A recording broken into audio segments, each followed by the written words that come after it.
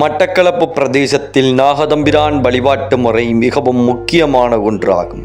நாகதம்பிரான் மீது பாடப்படுகின்ற கிராமிய வழிபாட்டு பாடல்களை நோக்கும்போது நாகதெய்வம் பற்றிய கதைகள் காணப்படவில்லையாயினும் ஒவ்வொரு நாகதம்பிரான் தலத்தின் மீது தொடர்பாக ஆங்காங்கு நிகழ்ந்த அற்புதங்களை மையமாக கொண்டு நாட்டார் கதைகள் கூறப்படுகின்றன. இத்தெய்வம் உலகத்தை தாங்கும் தெய்வமாகவும் மக்களை இடர்களிலிருந்து பாதுகாக்கும் கடவுளாகவும் போற்றப்படுகிறது. வாசுகி, அனந்தன், தக்கன், சங்கன், குளிகன், பதுமன், மகாபதுமன், கார்கோடகன் என்னும் 8 வகை எழில் நாகங்கள் போற்றும் சகமனைத்தும் சுமந்த சமர்த்தரவே போற்றி என்று உலகத்தை தாங்கும் தெய்வமாக போற்றப்படுகின்றது. மேலும் இப்பிரதேச மக்களிடையே இத்தெய்வத்தின் பெயரை சொன்னாலே எத்தீங்கும் தம்மை அணுகாது என்ற அசைக்க முடியாத நம்பிக்கை இக்காலமும் இருந்து வருகின்றது.